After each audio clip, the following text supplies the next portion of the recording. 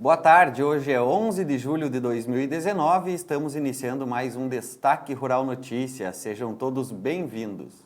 Destaque Rural Notícias. Patrocínio: Grupo Floss, Manejo e Fisiologia, caminhos para alta produtividade. E BASF, We Create Chemistry. Embarques de carne suína aumentam 24% e receita sobe 40% no primeiro semestre. O volume embarcado de janeiro a junho deste ano foi de 340,8 milhões de toneladas e a receita totalizou dos 2,67 bilhões de reais. Considerando-se apenas o mês de junho, o volume exportado pelo Brasil foi de 62,6 mil toneladas, um recuo de 5,8% frente ao de maio. O faturamento com as exportações realizadas no último mês foi de 136,7 milhões de dólares, sendo o equivalente a 527,6 milhões de reais. No comparativo com maio, ambos os montantes apresentaram quedas de 4% e 8%, respectivamente. E em junho, o IBGE vê alta de 4,2% na safra de grãos de 2019.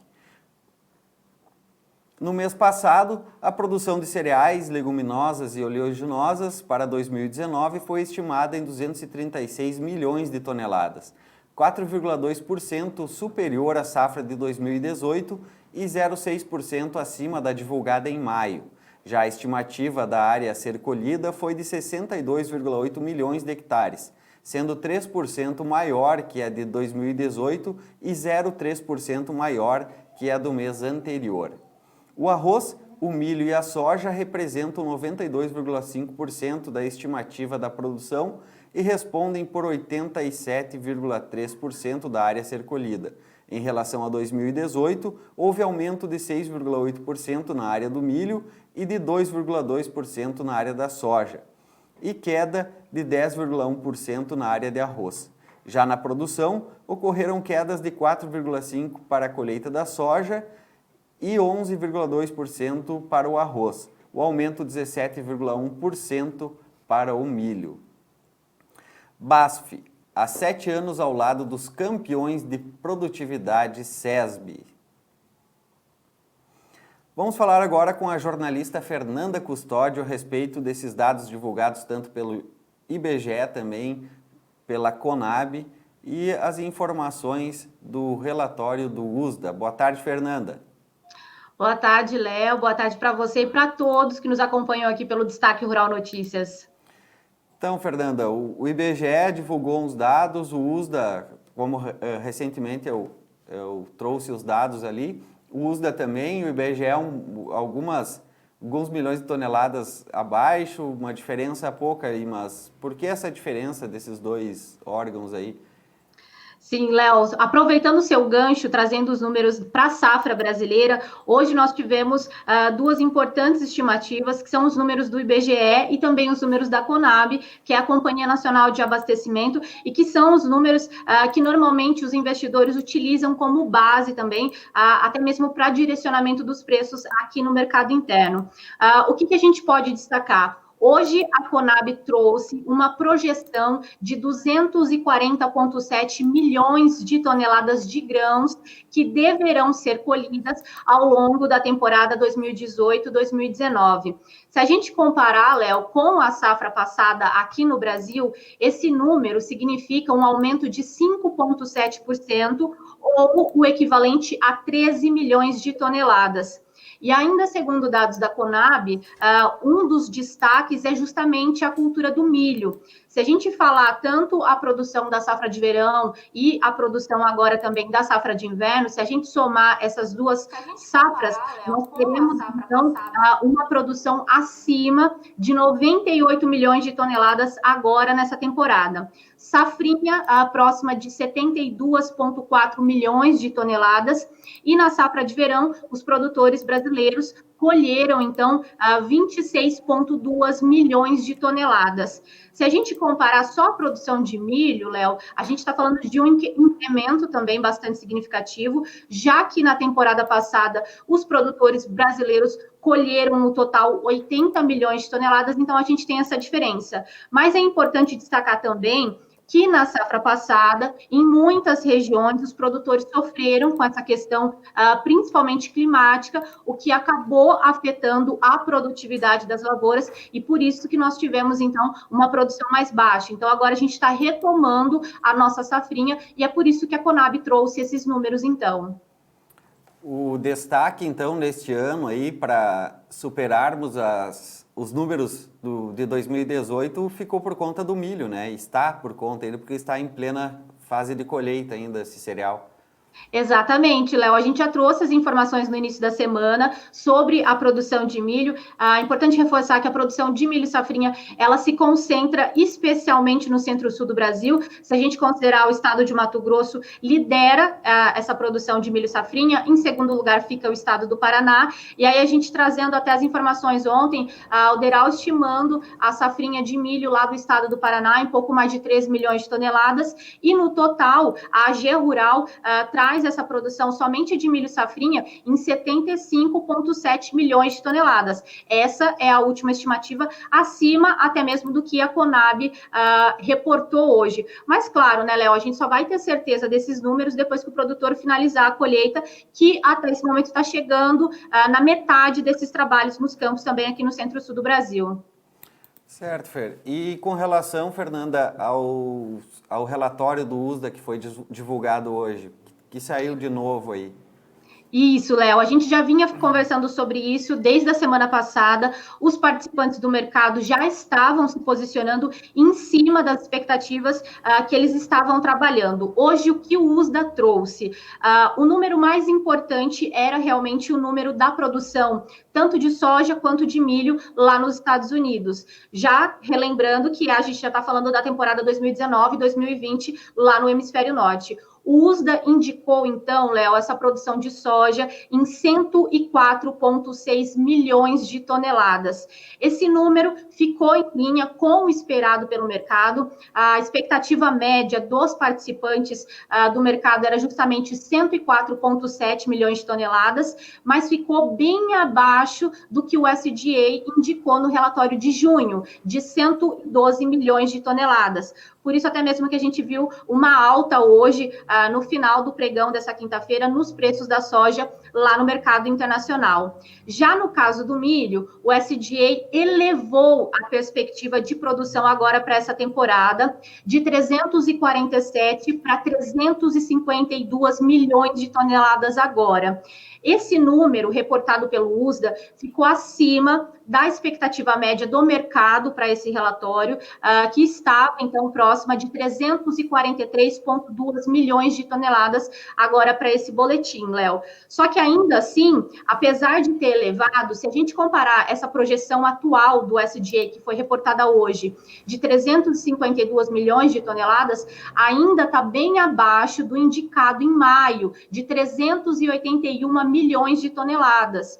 Então, o que isso quer dizer? Que ainda está tudo muito em aberto lá. A gente já tem reforçado os problemas que os produtores norte-americanos têm enfrentado desde o início do plantio. Então, a gente ainda vê muita dúvida. Hoje o milho subiu bastante, porque o trigo também subiu. As duas commodities acabam tendo uma correlação. Sempre quando uma sobe muito ou cai muito, sempre acaba puxando os contratos vizinhos. Mas hoje a gente viu ainda uma alta bastante consolidada nesses preços do milho, principalmente por conta dessa incerteza. Apesar do SDA ter trazido esse número, Léo, ainda há muita especulação sobre essa safra que está totalmente em aberto também lá nos Estados Unidos. Hoje nós tivemos alta na soja, no milho, como tu falou, né, e também no trigo. Sim. Essa alta na soja e no milho já é por conta do relatório do USDA ou ainda não deu tempo de impactar nas cotações hoje? Léo, os participantes do mercado já estavam ajustando as suas posições e trabalhando em cima dessas expectativas. Claro que o mercado normalmente é o que a gente sempre fala, ele primeiro atira e pergunta depois. O que a gente vai ver ainda é essa movimentação nos próximos dias, mas a princípio sim. No caso da soja, porque o USDA reportou essa queda justamente na projeção para essa safra, e no caso do milho, apesar dessa diferença, apesar dele ter aumentado a produção, é justamente isso que eu expliquei, Léo, o mercado ainda quer ver essa produção, porque conforme a gente estava destacando ainda, muitas áreas foram plantadas em solo encharcado, a gente ainda tem esse efeito do clima, e agora, principalmente, lá no meio oeste norte-americano, essa previsão climática indicando esse tempo mais quente e seco. E ninguém sabe ao certo qual vai ser o impacto disso para essa safra. Tá certo então, Fernanda. Eram essas as informações? Sim, Léo. E só para constar que o frio continua aqui no interior de São Paulo. Olha que tá 20 graus aqui, já deu para colocar a manga curta hoje. Não, a gente continua com 22 graus aqui, mas para paulista isso é frio. Tá certo. Então tá bom, Fernanda. Obrigado pela tua participação. Até amanhã. Tá certo, Léo. Muito obrigada. Até amanhã. Até mais. Bem, vamos então para as informações do clima.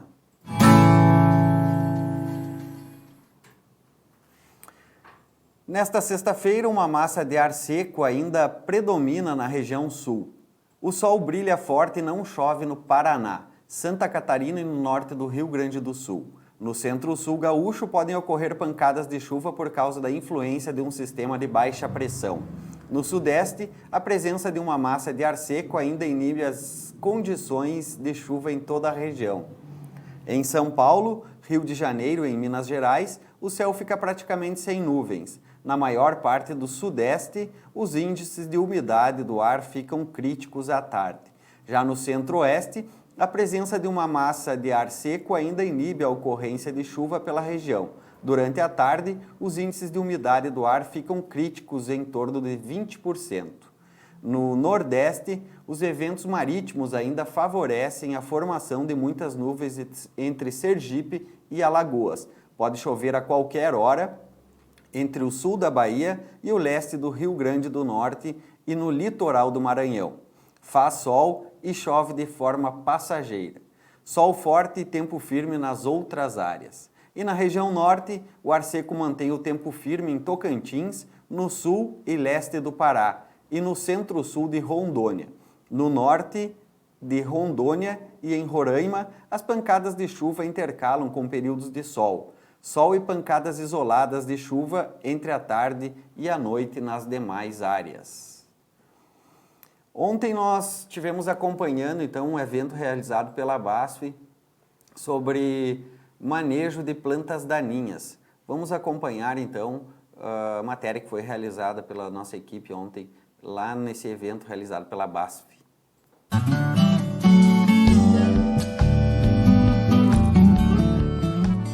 As plantas daninhas resistentes têm causado danos econômicos importantes ao produtor. Pensando nesse tema, a BASF reuniu produtores e distribuidores para discutir o manejo eficiente de plantas daninhas. A Mato Competição hoje, ela em poucas plantas que tu tiver por metro quadrado, como principalmente a buva, ela pode te levar uma grande produtividade em bola de soja.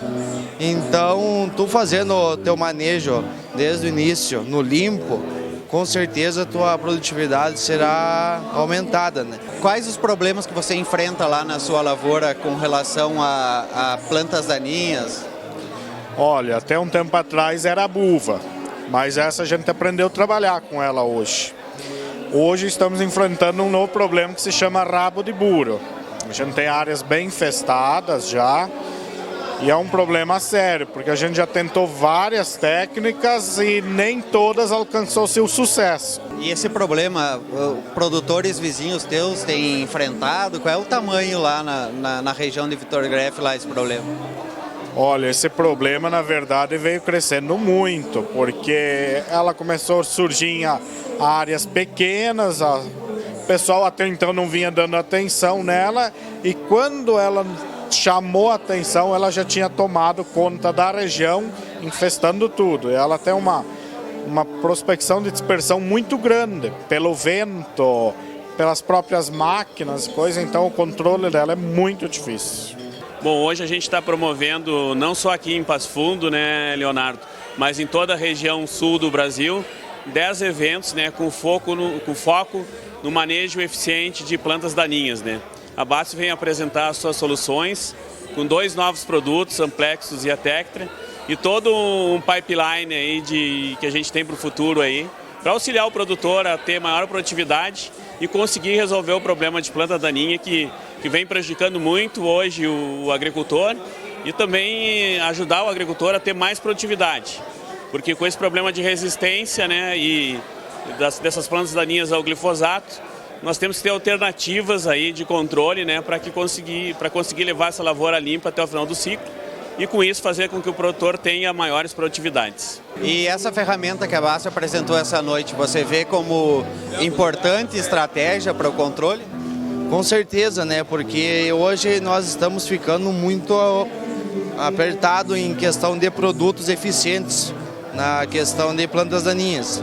Hoje, então, como já tem essa resistência 2,4-D, paraquat, glifosato, a buva, então é necessário ter novos mecanismos de ação para esse controle. Para nós é extremamente importante, porque ela nos dá uma luz no fundo do túnel, que a gente vai conseguir superar isso também, como já superamos o problema da buva, a gente aprendeu com ela e nos traz uma nova tendência de seguir no segmento, vendo que não vai ser esse o problema do fim da nossa cultura soja, que hoje é a nossa moeda, o nosso dinheiro se chama soja, na verdade. Então ela é muito bem-vinda, essas tecnologias, e esperamos que ela nos mostre o sucesso que nos apresentaram hoje.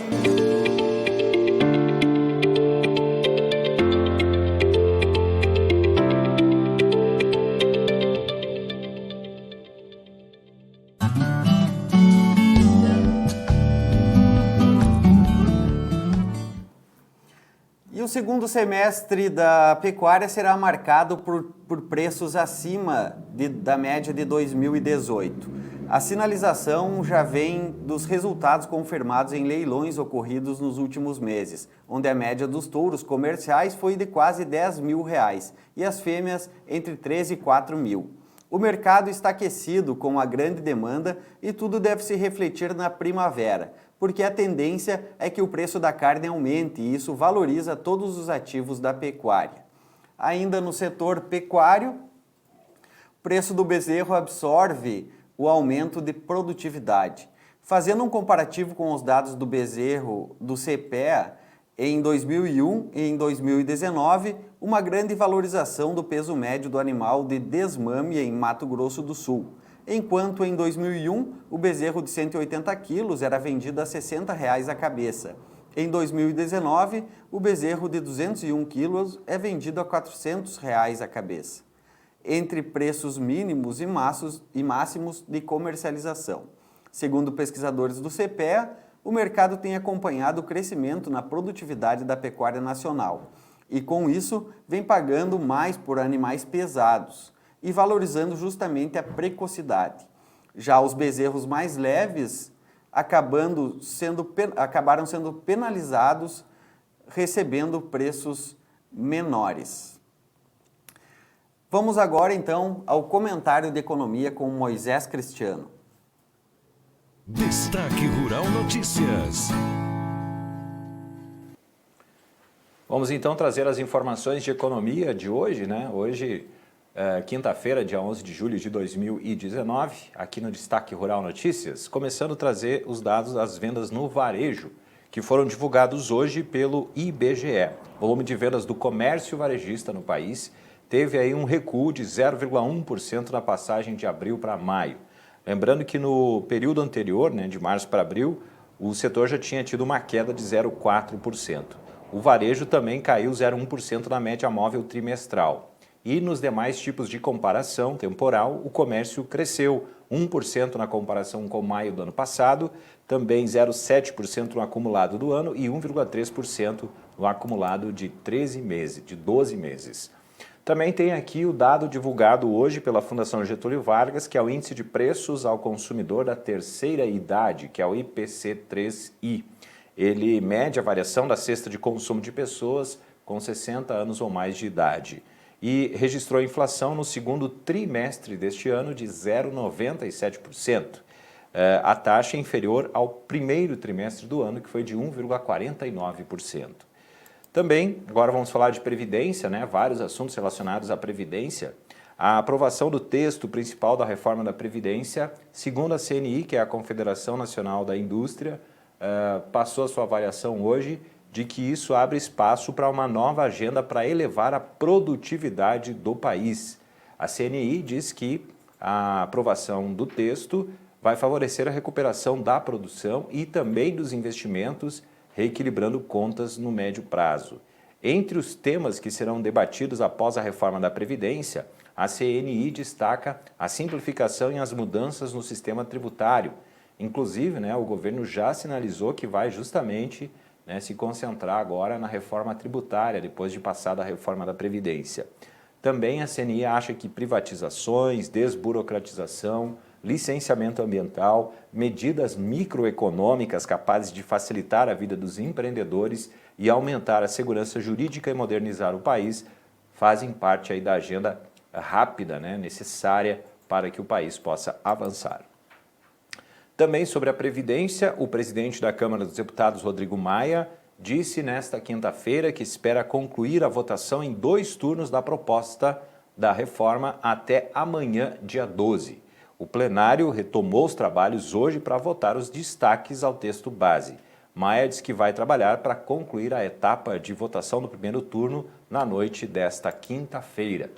Inclusive, sem acordo sobre os destaques que suavizam as regras para a aposentadoria dos professores, Maia admitiu hoje que os 2 dispositivos, um apresentado pelo PL e outro pelo PDT, podem ser aprovados, mas garante que o impacto não é tão grande no volume geral de economia da reforma da Previdência. Agora sobre a Previdência no Senado, que depois que passar pela Câmara, o texto vai para o Senado, provavelmente só lá em agosto, só depois da volta do recesso parlamentar. E existe apoio suficiente no Senado para a inclusão de estados e municípios na reforma da Previdência. Quem falou isso foi o líder do governo no Senado, Fernando Bezerra Coelho. Ele disse: essa é a nossa expectativa. Existe muito apoio no Senado. Ele disse que a proposta de emenda à Constituição deve ser dividida para que essa parte, somente a parte onde entrariam aí estados e municípios, precisasse retornar à Câmara. Antes de iniciar a votação, ainda na terça-feira, nessa semana, Rodrigo Maia conseguiu um acordo entre alguns governadores e prefeitos que ainda tentavam a inclusão no texto a ser aprovado. O presidente do Senado, Davi Alcolumbre, e também deputados do Partido Novo que pretendiam apresentar um destaque para a inclusão ainda na Câmara. E aí foi retirado esse destaque. A intenção dos parlamentares é que estados e municípios eles sejam incluídos na reforma no Senado e apenas essa modificação, então, voltaria para a Câmara, no que Maia e Alcolumbre, que é o presidente do Senado, estão chamando de uma PEC paralela. Vamos falar agora sobre Bolsa de Valores e dólar. Olha, um dos assuntos aí que daqui a pouquinho eu vou trazer aqui que fizeram com que o índice Bovespa caísse hoje são questões relacionadas à economia norte-americana e à taxa básica de juros, corte ou não da taxa lá nos Estados Unidos. Pois o chairman do Federal Reserve, o Jerome Powell, indicou novamente hoje que um corte de juros pelo Banco Central norte-americano é provável em sua próxima reunião neste mês, conforme as empresas desaceleram o investimento devido às disputas comerciais e também ao enfraquecimento global do crescimento. No segundo dia do seu depoimento semestral no Capitólio, ele não se afastou da linha que assumiu um dia antes na Câmara dos Deputados, quando prometeu que o Fed vai agir conforme apropriado para defender a economia. Hoje, então, a Bolsa Brasileira teve um desempenho assim, em queda. Inclusive fechou em queda de 0,63% em 105.146 pontos. O dólar fechou em baixa também, mas uma baixa um pouco expressiva, né? Praticamente estável e fechou nos mesmos R$ 3,75 que fechou ontem. O que dizem os analistas sobre o desempenho, então, da Bolsa de Valores hoje em queda? 3 fatores, segundo eles, é que determinaram. O primeiro é a preocupação com a votação dos destaques que podem desidratar o texto da reforma da Previdência. Ontem, o único destaque votado foi o que estabelecia condições especiais de aposentadoria para professores, mas o placar ele foi bem apertado, que o da redação geral ele terminou rejeitado por 265 votos a 184. O fato de ser apertado mostra que poderemos ter aí alguns destaques, né, que poderão então tomar muito dos votos, e isso pode fazer com que, mesmo que o presidente da Câmara dos Deputados, Rodrigo Maia, queira votar, né, o segundo turno aí da votação do texto já amanhã, sexta-feira, no máximo até sábado de manhã, dependendo desses destaques, dependendo do que pode acontecer, a reforma pode ficar para a semana que vem, esse segundo turno, né? Ou então até a volta, depois ainda do recesso parlamentar. Então é um assunto que está preocupando os investidores. Outro assunto é o chamado movimento de bolsa de sobe no boato e cai no fato. O mercado financeiro diz que quando se investe em ações, ele é baseado em expectativas. Então, quando o Ibovespa ele sobe bastante, algum investidor aposta que algum evento aconteça. Então, o que acontece? Às vezes, ele sobe no boato, que é o caso da reforma da Previdência, né? De que tinha essa expectativa boa de que ela fosse votada, e aí a Bolsa subiu. Aí ela foi votada, agora então tem muitas realizações de lucros que acontecem. E o terceiro ponto seria então justamente a questão que eu falei ali do Banco Central norte-americano, né? Dar alguma pista em relação à taxa básica de juros de lá. O índice de preço ao consumidor dos Estados Unidos vem em alta acima da estabilidade esperada pelo mercado. Um dado aí que fez com que esfriasse a expectativa de um corte na taxa básica de juros dos Estados Unidos nessa reunião do Federal Reserve do mês de julho, apesar do Jerome Powell, como eu falei agora há pouco, ter dito que vai haver esse corte. Essas as informações, então, do nosso Destaque Rural Notícias em termos de economia para esta quinta-feira. Até amanhã. Destaque Rural Notícias. Para saber mais sobre as soluções BASF utilizadas pelos ganhadores de produtividade do SESB, basta procurar um dos RTVs da companhia. E assim encerramos mais um Destaque Rural Notícias, agradecendo a todos pela companhia, lembrando que amanhã às 18 horas estaremos novamente ao vivo, e para você saber mais notícias é só acessar o portal destaquerural.com.br. Uma boa noite a todos e até a próxima. Destaque Rural Notícias. Patrocínio Grupo Floss, Manejo e Fisiologia, Caminhos para a Alta Produtividade.